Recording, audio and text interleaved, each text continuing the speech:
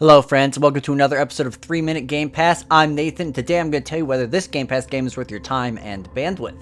Today's game is Quake, the modern re-release of Quake. The classic retro FPS is back in all its earth-shattering glory. Is this 1996 shooter still worth playing? Let's find out.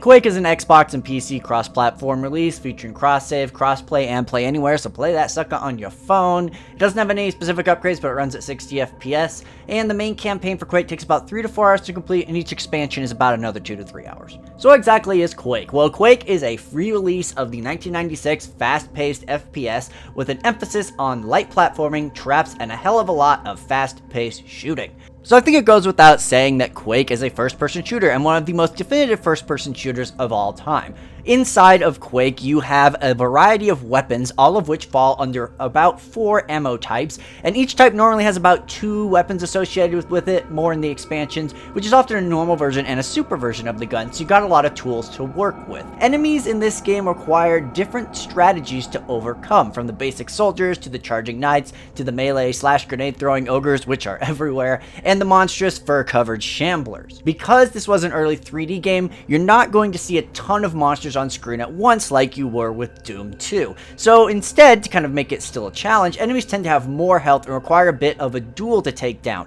going back and forth, retreating and advancing, learning their moves and attacks, less like Doom's rapid forward momentum where you just kind of blast through everything.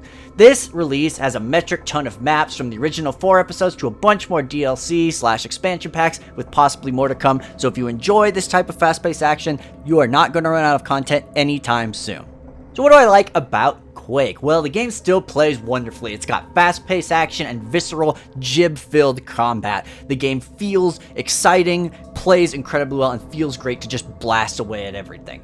This is some of id's best level design in my opinion. While the levels are large, it's almost impossible to get lost as the game's map design helps guide you to where you need to go and where to backtrack. The expansion levels are particularly good at this and also look really great and have some great art design as well. And lastly, this port's incredible. The controller, once you bump up your X sensitivity, trust me on that, plays great. It has quick save, quick load, 60 FPS, widescreen, and more, as well as updated sprites. That's the more, I guess. Fantastic port. In terms of things I don't like, there's not a ton of enemy variety in the main campaign. They do rectify this a little bit in the DLC, but you start feeling a little samey after a while, kind of like the original Doom did. There's difficulty spikes all over the place in this game, so expect to quick save and quick load fairly often when you make a mess up and just are immediately killed. And lastly, the original campaign looks a bit samey overall and isn't particularly exciting. There's not really any bosses either, but the expansions more than make up for that. So as you know, we rate games here a must play, maybe consider don't bother. This is absolutely a must play. Quake is a classic for a reason, and it still plays incredibly well.